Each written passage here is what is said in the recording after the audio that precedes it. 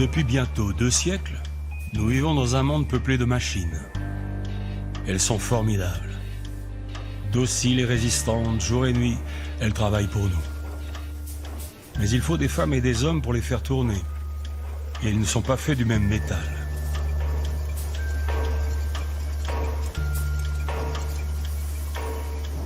Toute l'histoire ouvrière est traversée par cette cohabitation malaisée entre les mécaniques et les vivants. La lutte entre ceux qui veulent faire des ouvriers des rouages parfaitement intégrés à l'outil de production et ces rouages humains qui essaient tant bien que mal de sauver un peu de leur intégrité physique et mentale.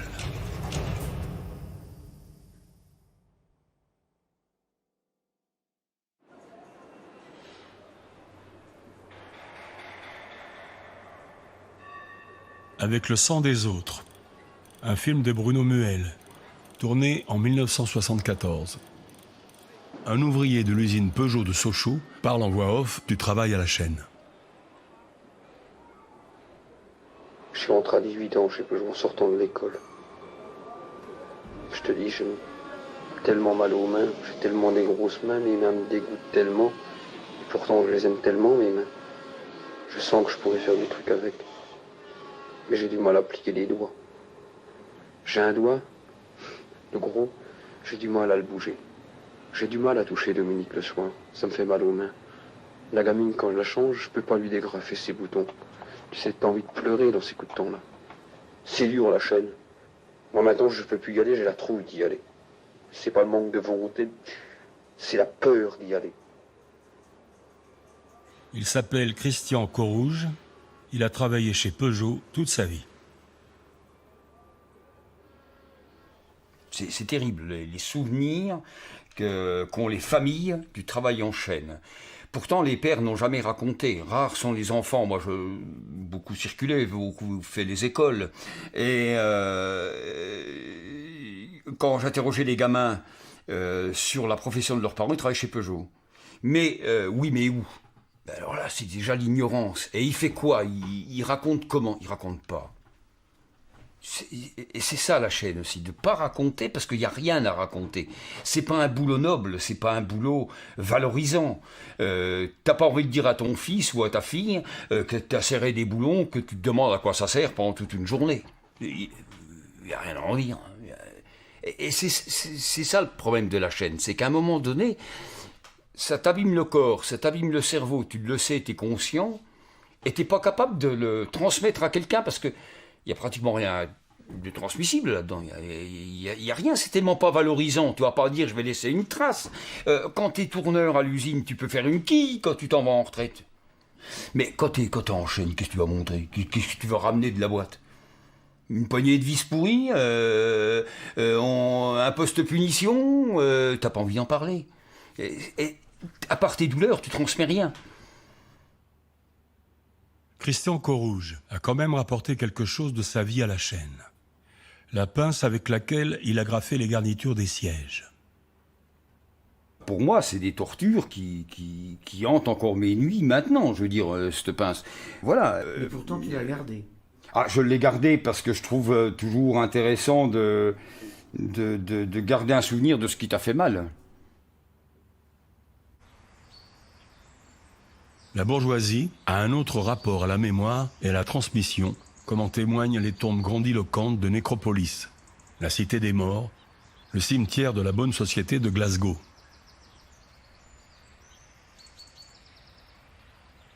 À l'entrée du cimetière, parmi les statues des grands hommes de la ville, figure celle de James White, baron d'Overtown, propriétaire de la plus grande usine chimique du pays.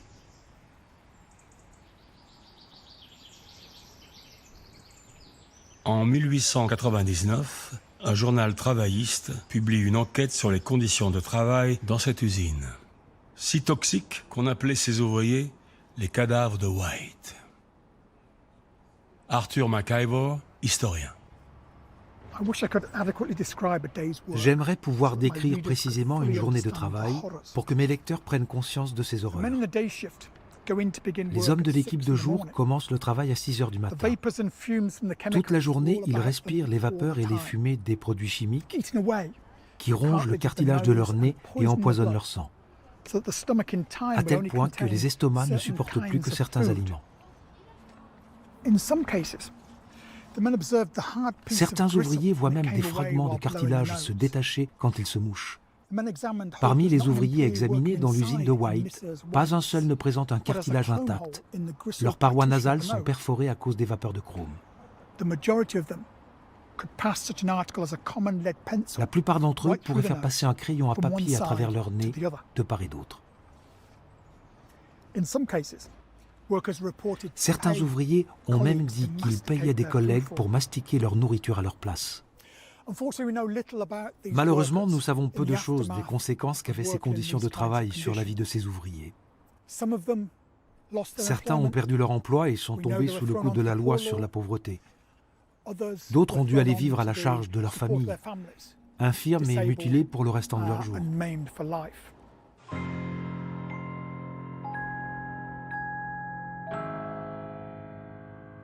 À la fin du 19e siècle, on commence à prendre conscience de l'ampleur et du coût des accidents et des maladies du travail, considérés jusque-là comme une fatalité, dont seule la Vierge ou un saint pouvaient protéger l'ouvrier malchanceux. La prévention par la foi, comme dans ces étonnants ex-voto italiens.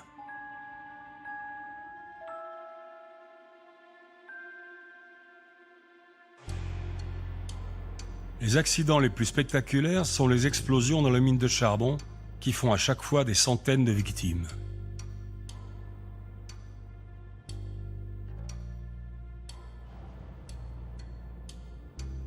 Mais les accidents industriels, dont on fait pour la première fois un décompte statistique, font aussi des dizaines de milliers de victimes chaque année. L'Allemagne et la France votent alors les premières lois de protection sociale. Aux patrons récalcitrants, on oppose un argument imparable. Il faut protéger le corps des ouvriers, car ils sont du capital, au même titre que les machines.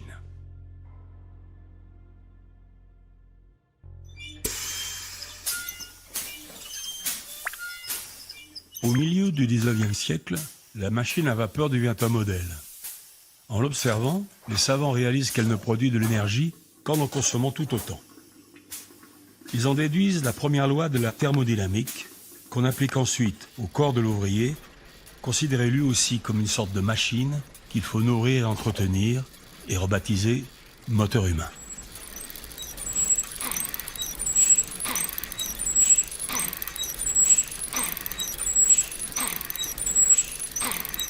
La découverte a des conséquences inattendues.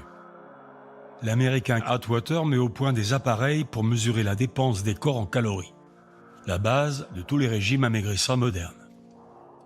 Calories dépensées pour respirer, pour pédaler, pour laver le linge, pour repasser.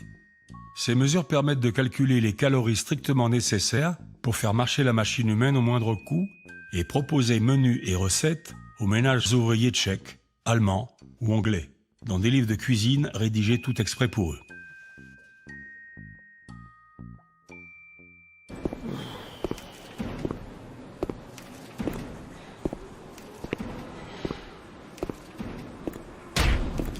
Encore plus révolutionnaire, la découverte de la fatigue, considérée jusqu'au milieu du 19e siècle comme une tare morale due à la paresse ou au manque de volonté de l'ouvrier. À partir de 1880, de nouveaux appareils de mesure permettent d'évaluer en laboratoire le nombre de tractions au-delà desquelles le moteur humain n'en peut tout simplement plus.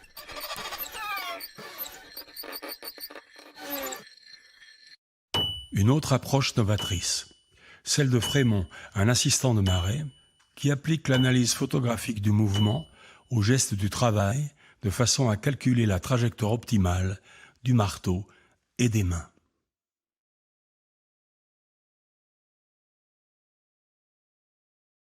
Joseph Pontus, ouvrier intérimaire de l'agroalimentaire. En fait, le geste efficace, c'est pas forcément le geste spectaculaire. C'est-à-dire que je vais prendre un exemple, c'est un truc tout bête, c'est décartonner des cartons. C'est-à-dire faire en sorte qu'une fois que le carton est ouvert, il soit ensuite plié pour aller sur la pile de cartons dépliés. On a un cutter, le carton est scotché sur le fond, et au départ, on tâtonne, on fait plein de trucs en essayant de tourner le carton dans tous les sens. Et au bout de 6 heures de travail, on se rend compte qu'il suffit juste de faire tac, tac, tac, pof, prendre le carton et le déplier ici. Et donc là, on a trouvé le geste juste, le geste efficace. Et on peut prendre un petit peu d'avance. Et dans ce temps-là, tac, tac, tac, tac, tac, tac, ça devient bon. La pensée, elle peut se libérer, elle est plus conditionnée par le geste à faire, parce que le geste a été trouvé. Donc ça peut être sur des cartons, ça peut être sur couper une queue de vache et remettre un carré pour accrocher le carré de vache à la place où il y avait la queue. Ça peut être sur tous les gestes que pousser des carcasses. Quand on a compris que pour prendre des virages, il valait mieux pousser avec le dos comme ça et les mains parce que le poids est moins dur. En fait, il faut trouver partout le geste de production le plus simple. Celui qui contraindra le moins le corps. Et généralement, le plus simple, c'est le plus efficace. Et à partir de ce moment-là, on gagne du temps et on peut penser à autre chose qu'à dire quel est le geste le plus efficace que je vais pouvoir trouver.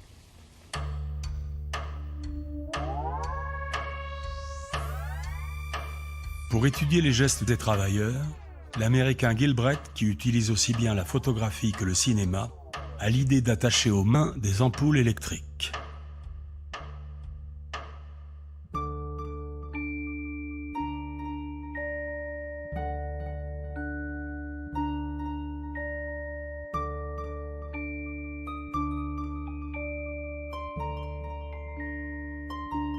Insensible à la poésie des tracés, il en tire des conclusions pratiques destinées à améliorer la productivité. Plutôt que ça, il vaut mieux faire ça.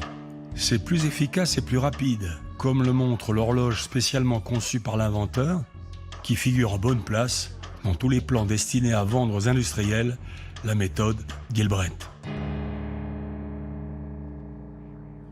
Gilbreth, comme Frémont, cherche à optimiser les gestes du travailleur. Encore faut-il plier les corps à cette nouvelle discipline.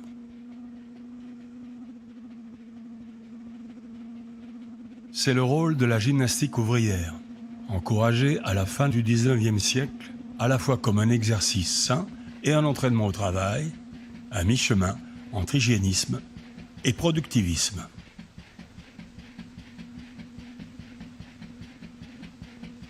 La voici pratiquée par les mineurs du Donbass à la fin des années 20 et filmée par le cinéaste Dziga Vertov.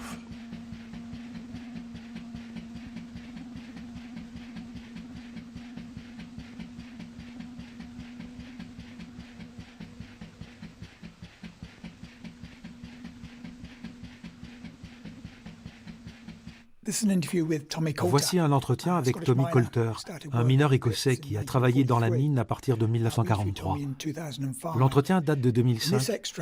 Ici, il parle d'abord des maladies liées à la mine, puis de la façon dont le travail favorisait ces problèmes. Well, it was a known fact that the guys when you mine courses they stood at the welfare corner because they weren't fit to go to the pit any longer. But you would just see them at the corner coughing and spitting. You felt sorry for them and you knew it wouldn't happen to you. Just like soldiers getting killed, somebody else. You did. There was a very strong bond of sympathy, which wasn't expressed. He didn't say, "Oh, I'm sorry to see hey, you old cheeky bastard, what's wrong with you?" That's how we spoke. That meant, "Hello, friend, how are you?" Because I don't think there'd be anything worse than knowing you were ill and somebody commiserating with you. It wasn't that. We weren't that kind of people. We were the elite. And when you went to work in the coalface, we were strong lads. You had to be. We were hardy buggers, and we thought we were. I dare say something like soldiers. Ce qui transparaît dans les témoignages de ces hommes, que ce soit dans l'industrie lourde, les mines de charbon, les chantiers navals, la sidérurgie, c'est qu'on doit refouler ses émotions, qu'on ne pleure jamais, qu'on n'exprime jamais de vrais sentiments. Peut-être était-ce différent dans la réalité, mais ce qu'on entend dans ces récits, ce sont des émotions refoulées. Je pense que c'était inhérent à l'identité masculine de la classe ouvrière traditionnelle durant tout le XXe siècle. Et peut-être plus encore dans des endroits comme Clydeside, où cette culture de l'homme viril est très fortement ancrée. Cela a fait des ravages sur les corps. Ces hommes prenaient des risques insensés qui faisaient partie intégrante de la façon dont un homme devait se comporter. Même si bien sûr les vrais coupables étaient les employeurs, qui étaient responsables des conditions de travail auxquelles les mineurs étaient confrontés. Mais il y avait aussi cette sorte de culture du travail machiste qui rendait difficile le fait de ne pas prendre de risques. Et souvent, les mineurs ne se protégeaient pas autant qu'ils auraient dû en mettant leur masque, leur casque et en utilisant des respirateurs dans les galeries. Et c'est assez ironique de voir qu'en fin de compte, ces hommes ont esquinté leur corps à la fois à cause de la pression de leur hiérarchie, mais aussi à cause de celle de leurs compagnons mineurs qui les incitaient à se comporter comme de vrais hommes.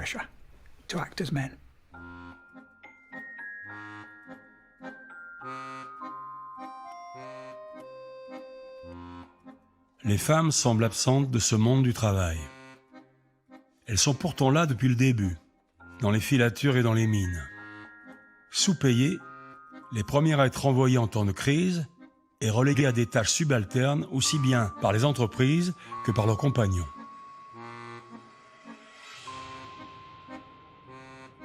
L'accès aux métiers nobles, comme la typographie par exemple, leur est interdit par les ouvriers eux-mêmes, pour qui féminisation signifie dévalorisation. Vers la fin du XIXe siècle, des ouvrières apparaissent sur le devant de la scène, grâce à quelques actions qui frappent l'opinion publique, comme celle des 1400 allumettières de Londres, qui font grève pour avoir le droit de s'adresser à la direction sans passer par les contremaîtres hommes, et pour une cantine isolée des ateliers, de façon à ce que leur nourriture ne soit plus contaminée par le phosphore.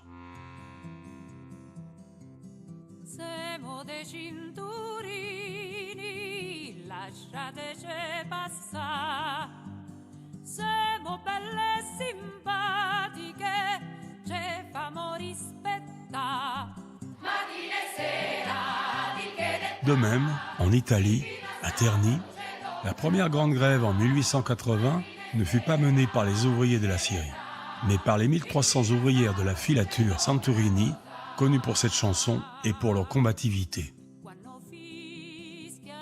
Au début du XXe siècle, elle multiplie les grèves sauvages et les actions violentes, au grand désespoir des dirigeants du syndicat socialiste. Alessandro Portelli, historien. On leur reprochait toujours d'être indisciplinés et de ne pas connaître la doctrine. Et les femmes répondaient « Pourquoi vous ne nous l'enseignez pas, la doctrine? Pourquoi vous la gardez pour vous ?» Et puis, il y avait aussi l'idée que les femmes qui participaient à ce genre de choses, comment dire, il y a dans la chanson une chose extraordinaire. Si nous faisons l'amour, c'est pour nous amuser. C'est-à-dire que ces femmes avaient une liberté sexuelle qui faisait vraiment très peur. Disons qu'elle faisait peur aux dirigeants syndicaux qui étaient en quête de respectabilité.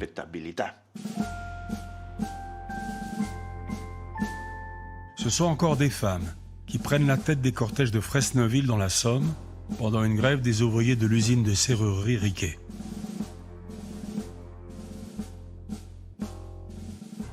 N'ayant pas de drapeau rouge, elles brandissent un drapeau tricolore, roulé de telle façon que seul le rouge apparaît.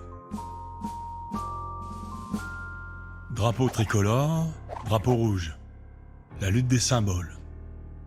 Le drapeau tricolore incarne la République, mais aussi le patriotisme, devenu alors une véritable religion d'État. Le drapeau rouge, c'est la révolte ouvrière, mais c'est aussi l'identité de classe qui ne connaît pas de frontières. C'est le drapeau de l'Internationale des travailleurs et de son slogan « Travailleurs de tous les pays, unissez-vous ». À côté de ces deux grands, le drapeau noir des anarchistes, minoritaires, mais très actifs.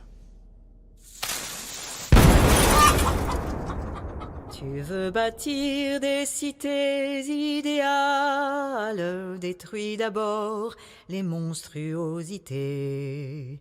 Gouvernement, caserne, cathédrale, qui sont pour nous autant d'absurdités. Dès aujourd'hui, vivons le communisme, ne nous groupons que par affinité.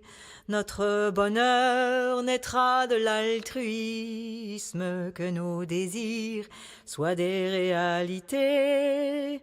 Debout, debout, compagnons de misère, l'heure est venue, il faut nous révolter.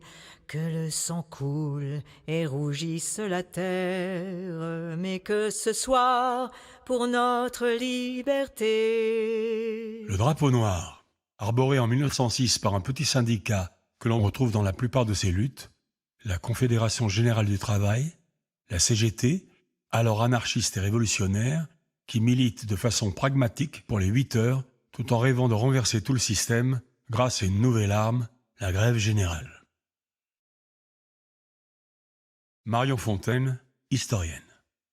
La grève générale, c'est l'idée qu'à un moment donné, l'ensemble des ouvriers ou des travailleurs du pays s'arrêtent de travailler, bloquent de ce fait le système et font imploser ou exploser le système. C'est l'idée qu'une action radicale d'arrêt du prolétariat permettra de renverser le système.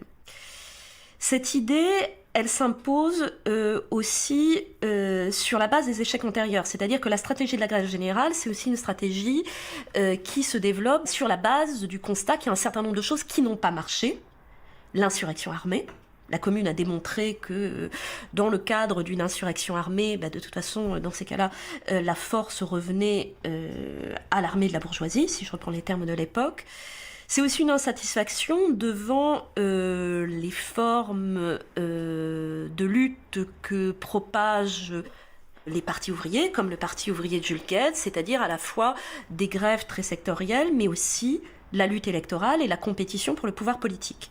Donc finalement, ce que veulent ces syndicalistes qui sont réunis dans la CGT, c'est ni l'insurrection armée, ni la lutte politique classique des partis marxistes. Ils veulent inventer leur propre forme de lutte qui ne les oblige pas à passer par un quelconque intermédiaire. L'idée, c'est que si le prolétariat fait la grève générale, il n'a besoin ni d'un parti, ni d'une organisation, ni quoi que ce soit. Il suffit, mais tout est évidemment dans le « il suffit », que l'ensemble des prolétaires s'arrêtent. Et donc, si les mines s'arrêtent, si les usines textiles s'arrêtent, si tout le monde s'arrête, tout le système s'arrête. En attendant la grève générale, on voit en France, au début du XXe siècle, une multiplication de conflits locaux, illustrés par d'étonnantes cartes postales qui permettent de populariser les luttes et d'en donner une image différente des caricatures de la presse bourgeoise.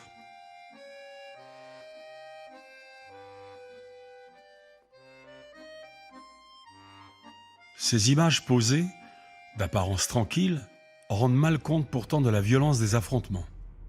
Ici, on entoure un cheval abattu du 21e chasseur, la troupe qui a chargé les grévistes.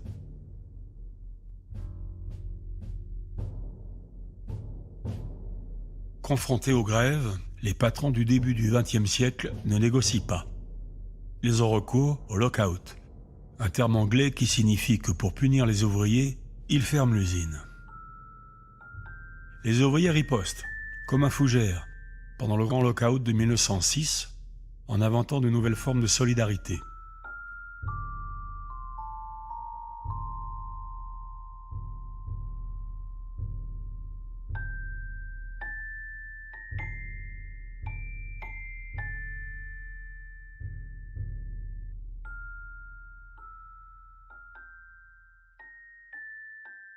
Dans un des frigos où on bosse, il y a une toute petite plante qui a poussé.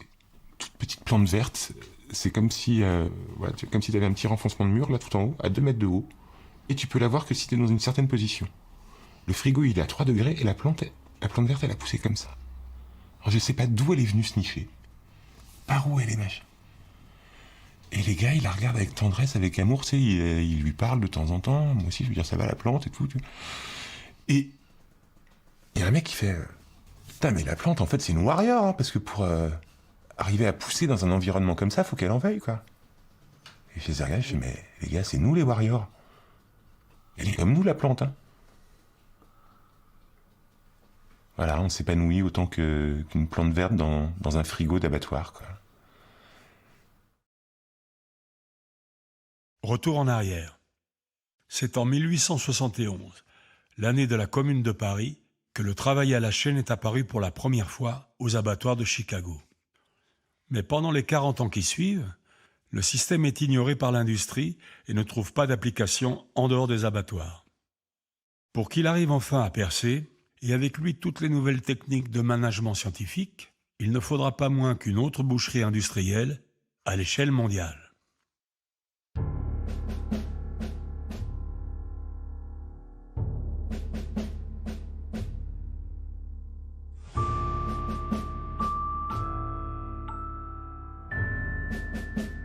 La guerre éclate le 28 juillet 1914. La veille encore, les militants ouvriers pensaient pouvoir l'empêcher par la grève générale, au nom de la fraternité des prolétaires, proclamée aussi bien en France qu'en Allemagne.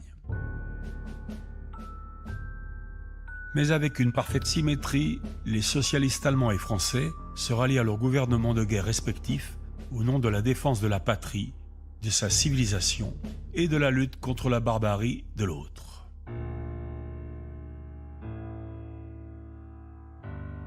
Si nous avions lancé un appel à la grève générale, dit un dirigeant cégétiste, la classe ouvrière n'aurait pas laissé aux agents de la force publique le soin de nous fusiller, elle nous aurait fusillés elle-même.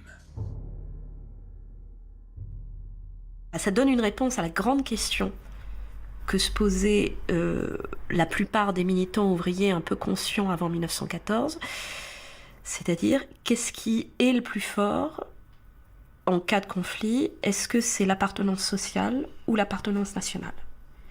La plupart des militants ouvriers, même savent que la question se pose. Quelqu'un comme Jaurès est obsédé par cette question. 1914 donne la réponse avec la plus effroyable clarté, la plus effroyable brutalité. En cas, et du moins sur le moment, durant l'été 1914, ce qui prime, c'est l'appartenance nationale. Pour le dire autrement, ce qui a gagné, si on prend le cas français mais ailleurs, c'est l'école républicaine, c'est l'armée, c'est 40-50 ans de nationalisation des masses. Ce qui a perdu, c'est la CGT et le Parti socialiste unifié.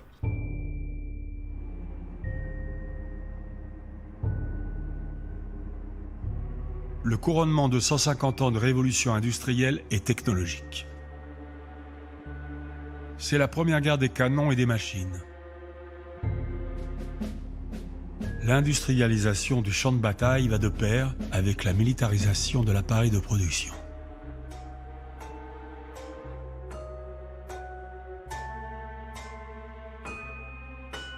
La rationalisation de la production, jusque-là peu répandue en Europe, devient affaire d'État. La victoire sera à qui produira plus vite, plus de munitions, plus d'obus. La participation à l'effort de guerre donne une nouvelle légitimité aux femmes, embauchées en masse dans les usines d'armement pour faire face à la demande, ainsi qu'aux socialistes et aux syndicats qui, des deux côtés des barbelés, se font patriotes et acceptent de jouer le jeu de l'union sacrée. Mais le conflit qui se prolonge crée une brutale dégradation des conditions de travail et des conditions de vie. Dès 1915, les grèves reprennent dans tous les pays belligérants. Non seulement dans les usines, mais aussi dans les quartiers, comme la grande grève des loyers à Glasgow. Pendant que mon père est prisonnier en Allemagne, le propriétaire attaque notre maison.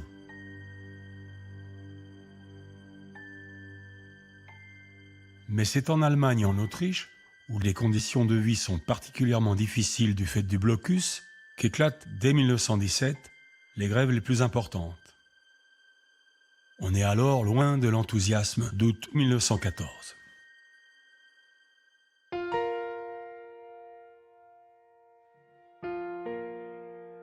C'est pour notre indépendance que l'on marche sans défaillance, comme si c'était le grand soir, Que l'on soit syndicaliste, anarcho ou socialiste, tout chacun fait son devoir.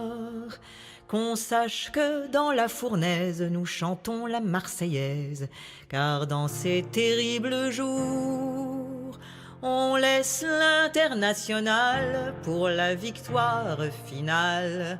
On la chantera au retour. L'auteur de la chanson, le socialiste français Montéus, avait raison. On chantera bien l'internationale, mais pas en France, en Russie, où la révolution éclate en 1917 et où un parti qui se réclame du marxisme et du communisme prend le pouvoir en novembre de la même année. Et pour la première fois dans l'histoire, il parvient à le garder.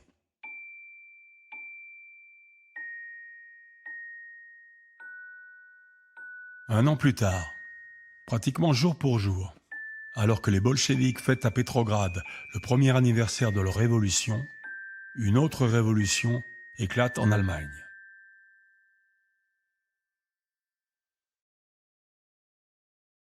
Novembre 1918, le pays vient de capituler, l'Empire est renversé, le Parti social-démocrate accède enfin au pouvoir. Stefan Berger, historien. Le Parti social-démocrate allemand, tel qu'il s'est développé avant la Première Guerre mondiale, était, selon les mots de Karl Kautsky, un parti révolutionnaire, mais pas un parti prêt à faire la révolution. Et pourtant, à la fin de la Première Guerre mondiale, l'Allemagne connaît une révolution. Tout commence par une mutinerie de marins à Kiel, qui s'étend très rapidement dans toute l'Allemagne, où des comités de marins, de soldats, d'ouvriers prennent le pouvoir au moment où l'Empire allemand s'effondre.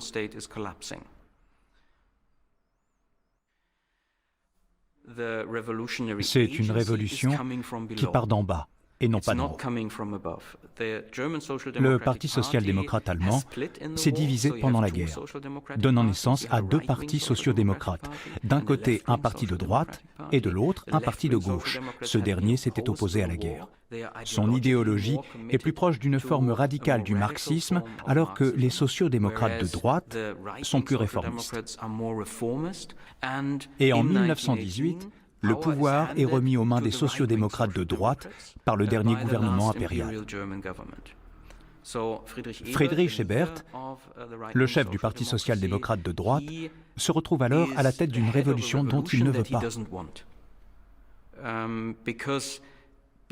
Étant devenu chef du gouvernement, à ses yeux, il a déjà conquis le pouvoir d'en haut.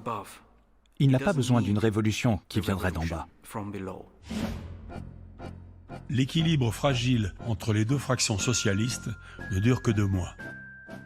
En janvier 1919, l'extrême gauche, menée par le groupe spartakiste, prend les armes pour poursuivre la révolution sociale. Pour écraser le soulèvement, Ebert fait appel à l'ancienne armée impériale et au corps franc, des bandes d'irréguliers nationalistes d'extrême droite. Les spartakistes sont vaincus. Leurs dirigeants, Karl Liebknecht et Rosa Luxembourg, assassinés. Le même schéma se répétera quelques mois plus tard à Munich, où l'armée et les corps francs liquident une éphémère république des conseils. Et à nouveau, en 1920, quand ils écrasent la dernière tentative révolutionnaire allemande, celle de l'armée rouge de la Ruhr.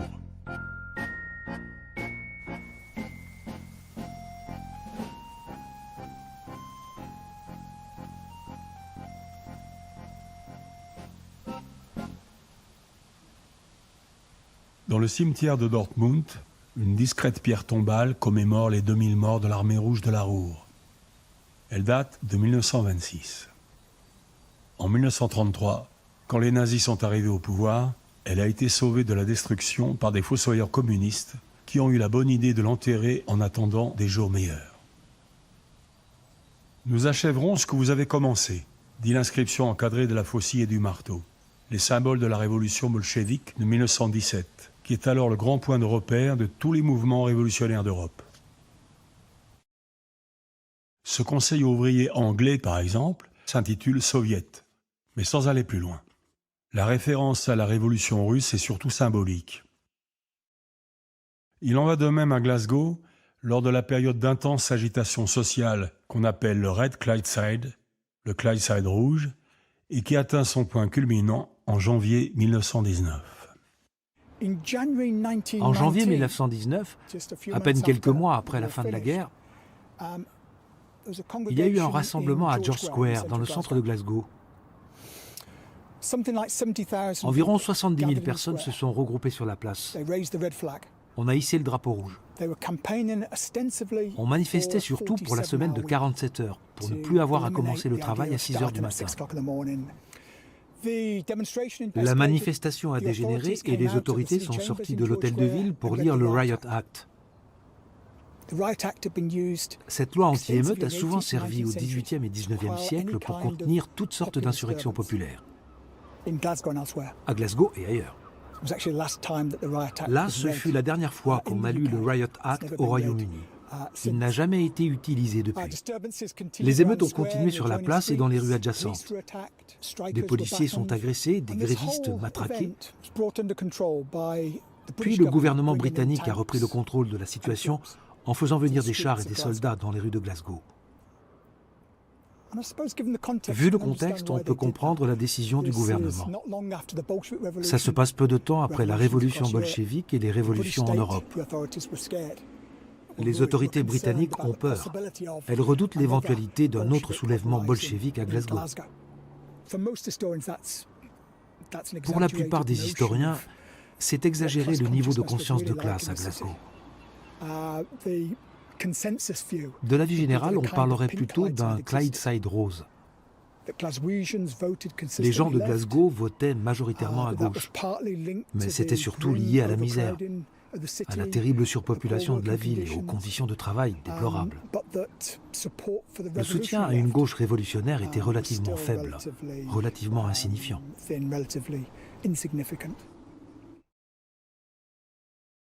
De tous les pays vainqueurs de la Première Guerre mondiale, seule l'Italie a connu une véritable situation révolutionnaire. En 1920, dans le nord industriel, à Gênes, à Turin et à Milan, les ouvriers occupent les usines sous la protection de gardes rouges en armes. S'inspirant de la révolution russe et de l'expérience des soviets, revue et corrigée par le théoricien marxiste Gramsci, des conseils ouvriers comme celui de l'usine Fiat, que l'on voit ici occupant le bureau du patron Agnelli, prennent le pouvoir dans les entreprises et essayent de relancer la production. Stefano Musso, historien.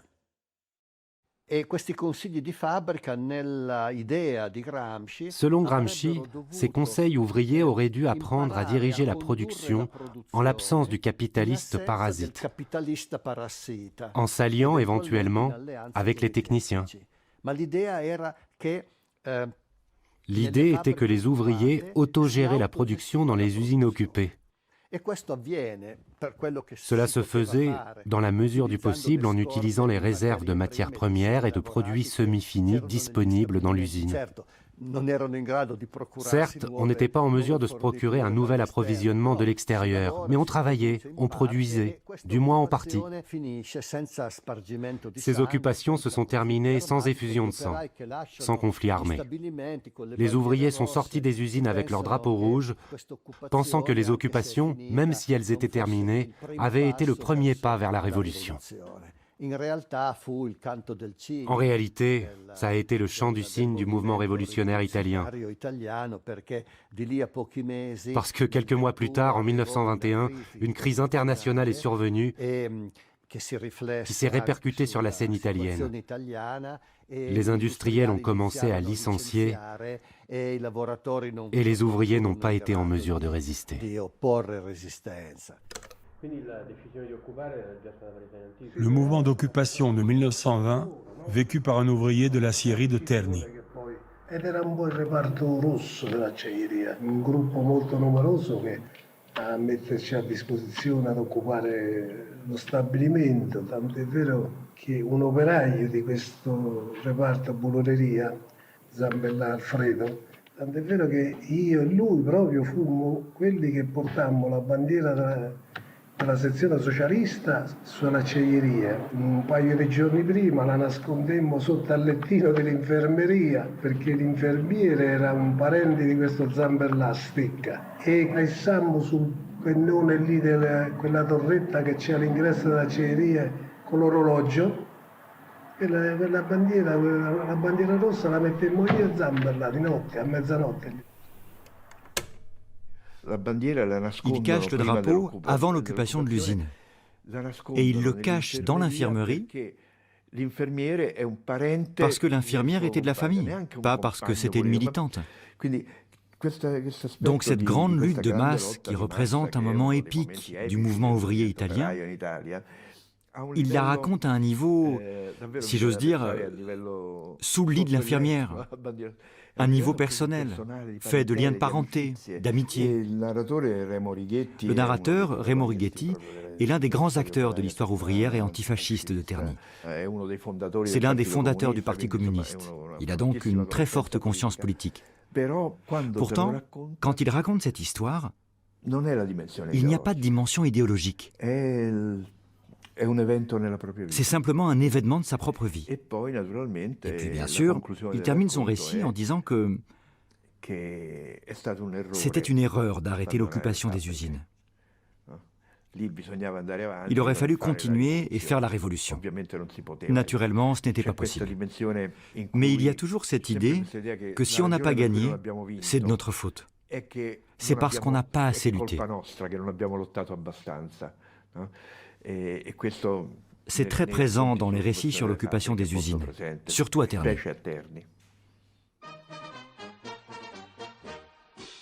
Pour contrer la révolution, le patronat italien fait appel aux fascistes de Benito Mussolini, des milices armées d'extrême droite formées autour d'un noyau dur d'anciens combattants. Les fascistes ont un programme simple, abolir la lutte des classes en imposant par la force la collaboration du capital et du travail. Ils arrivent au pouvoir en 1922 et détruisent aussitôt le mouvement ouvrier italien, ses organisations et sa mémoire. Mais les fascistes italiens ne sont pas seulement une milice patronale à l'ancienne. Issu de la Grande Guerre, le fascisme en a rapporté une idée neuve. Il ne faut surtout pas que ça s'arrête. La mobilisation totale décrétée pendant la guerre doit être poursuivie en temps de paix. C'est l'état d'exception permanent. Le peuple tout entier doit être mobilisé pour la nation, le parti, le chef. L'État traditionnel avait le monopole de la violence. L'État fasciste y rajoute pêle-mêle la politique, l'économie, la justice, la presse, la culture, la vie associative, les sports. Il contrôle tout. C'est l'État total. Les fascistes disent aussi totalitaire. En échange, le régime offre aux ouvriers de nouveaux stades, comme celui construit à Terni en 1928, car, comme l'écrit un théoricien fasciste, l'État total, c'est le peuple devenu athlète. Quant au salaire, ils pourront augmenter aussitôt que l'Italie aura retrouvé son ancienne grandeur impériale. C'est ça la promesse que le fascisme fait au monde du travail. Nous devons penser à renforcer la nation qui est la grande prolétaire contre les démoplutocraties que sont la France, l'Angleterre, les États-Unis. Ces pays sont appelés démoplutocraties, des fausses démocraties dans lesquelles en réalité c'est la richesse qui domine, ce sont les riches qui dominent. La grande prolétaire, l'Italie, se met en marche pour conquérir un empire, une place au soleil. Quand elle l'aura fait, tous les travailleurs italiens bénéficieront d'un vrai bien-être. Tant que les travailleurs auront des revendications salariales, quelles améliorations pourra-t-il y avoir? Les conditions de vie ne pourront pas réellement s'améliorer. Par conséquent, pas de grève, pas de conflit. Il faut travailler et contribuer tête baissée à rendre la nation puissante. Sauf Sauf que de cette façon, on finit évidemment par servir les intérêts des patrons plutôt que ceux des travailleurs. Parce qu'on privilégie la continuité du travail et l'efficience de la machine productive.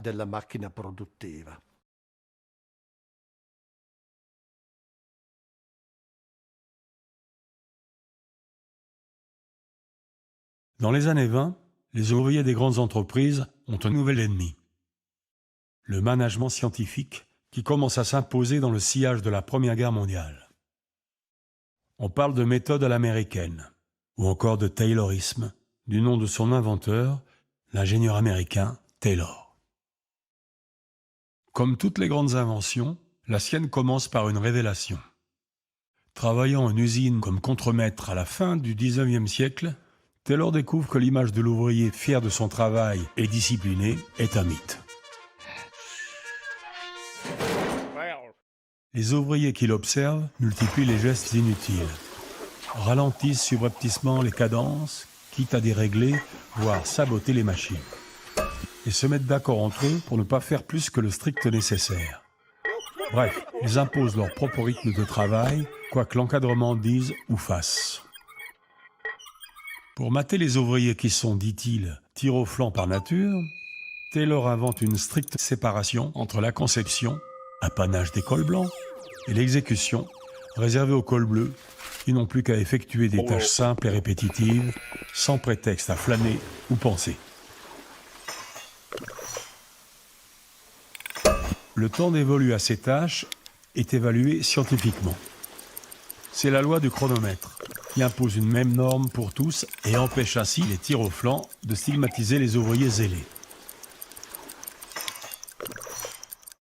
Le Bolchevique de chez Renault, un bulletin renéoté de 1924, dénonce le symbole du système AI. Le chronométreur, le chrono, un vampire qui suce le sang du travailleur.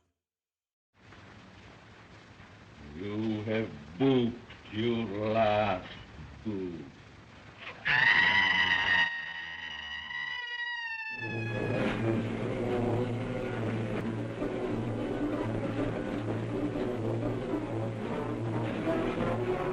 Le Taylorisme vu par un cinéaste soviétique des années 30.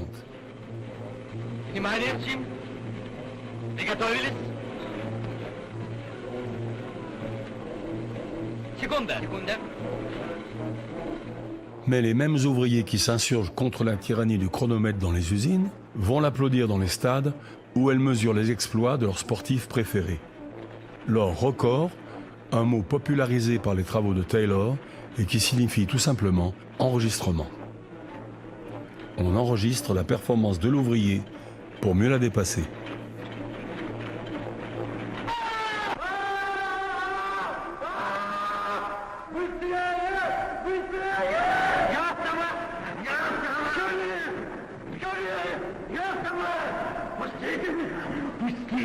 Предполагалось, что у пролетариев нервы значительно крепче.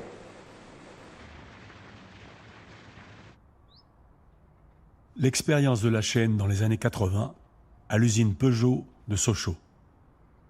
Il y a des mecs en chaîne, on n'en parle jamais, qui font pratiquement un marathon par jour, en distance. On avait foutu un podomètre à un mec qui emmenait des bagnoles sur un parc.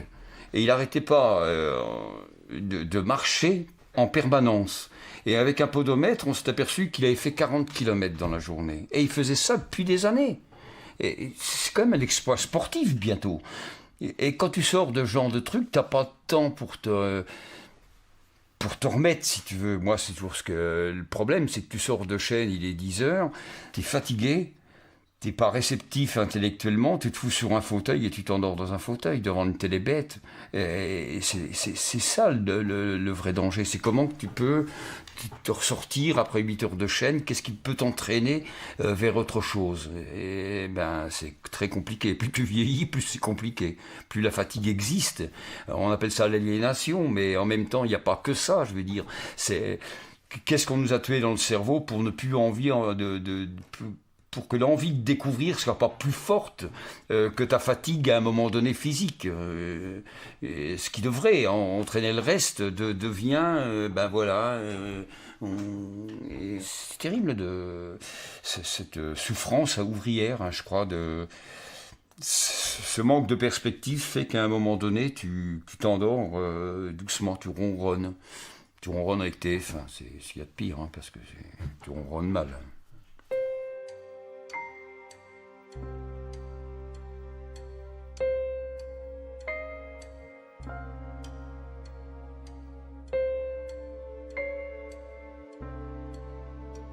Trouver la force pour autre chose. En 1926, Theo Godig, ouvrier qualifié de l'usine Krupp, fait partie de l'équipe de nuit. Il en profite pour réaliser cet autoportrait avec retardateur, en infraction totale au règlement de l'usine.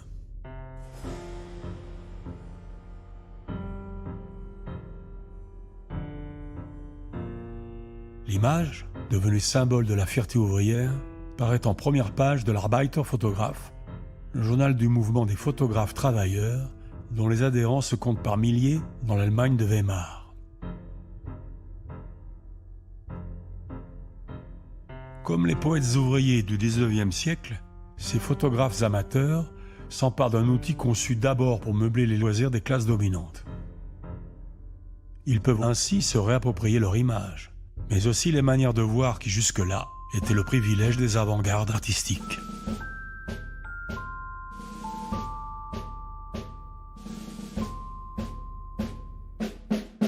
Mais c'est aussi une arme de classe qui leur permet de dénoncer le chômage, la misère, ou encore de célébrer, à leur façon, l'alliance révolutionnaire des ouvriers et des paysans.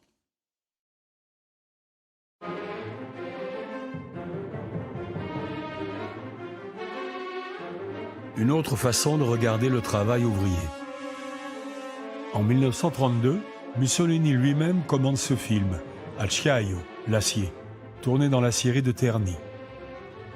C'est un mélo qui raconte la rivalité amoureuse de deux ouvriers fascistes sur fond de métal en fusion.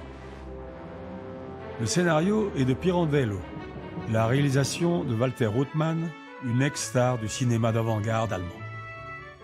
Quant aux ouvriers que l'on voit embauchés par centaines, ce sont d'authentiques ouvriers de l'usine, mais des ouvriers chômeurs, licenciés pour cause de crise économique et réengagés pour le film comme simples figurants.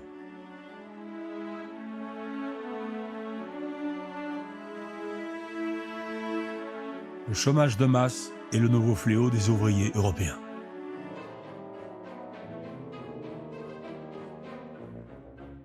Filmé la même année 1932, d'autres vélos, d'autres ouvriers parcourant les rues de Berlin à la recherche d'un travail.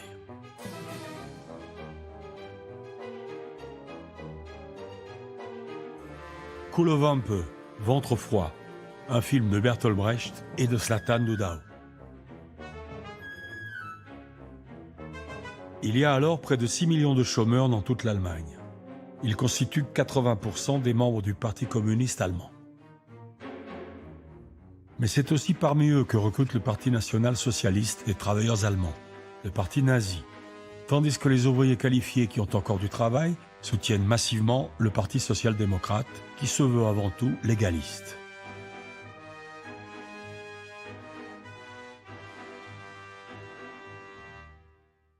Fracturée, désespérée, la classe ouvrière allemande, qu'on disait la plus avancée d'Europe, est incapable, en 1933, d'empêcher Hitler de prendre le pouvoir.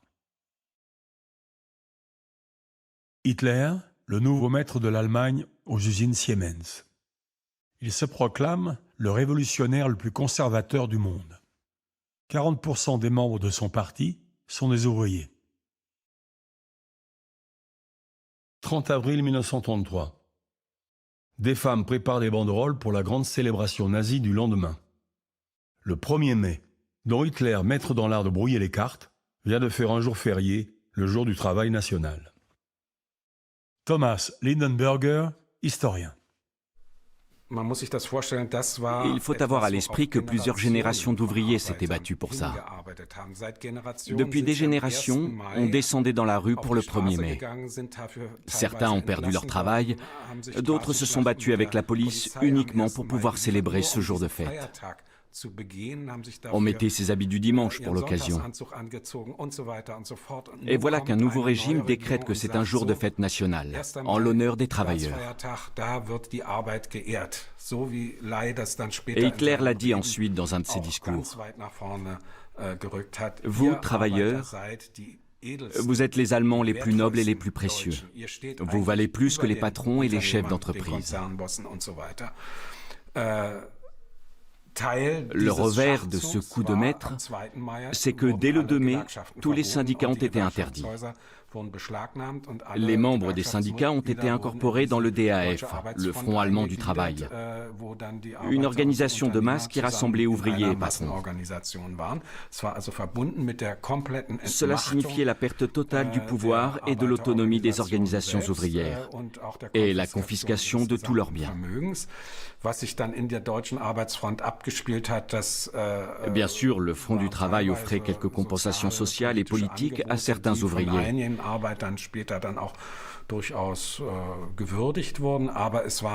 Mais naturellement, ils perdaient tout droit et tout pouvoir, toute possibilité de prendre part aux décisions de l'entreprise. C'était une lourde défaite. Les premiers camps de concentration ouvrent dès 1933. On y enferme par milliers communistes, sociodémocrates, opposants politiques. En même temps, le pouvoir nazi courtise les travailleurs dont il ne cesse d'avoir peur. Il lance le programme « Beauté du travail », censé moderniser les locaux des entreprises pour créer ce que sa propagande appelle le bonheur à l'établi. On améliore les sanitaires, les cantines, les lieux de détente.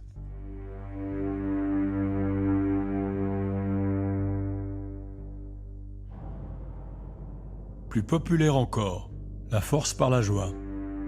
Un programme de loisirs ouvriers qui invente le tourisme de masse en organisant de grandes croisières qui permettent à des milliers de travailleurs allemands de visiter les ports d'Europe. Les travailleurs touristes sont chaperonnés par des agents de la Gestapo, dont le travail est facilité par le fait que le paquebot est un milieu confiné comme l'usine ou le camp. Le quotidien de la répression, de la surveillance, de la délation sur les lieux de travail et les quelques gestes isolés de résistance n'ont laissé aucune image. Sauf une, prise presque par hasard pendant une visite d'Hitler dans le port d'Hambourg en 1936. Au milieu de la foule de centaines d'ouvriers qui font le salut nazi, il en est un qui garde obstinément les bras croisés. Un homme seul, incarnant la résistance ouvrière au sein du désastre collectif.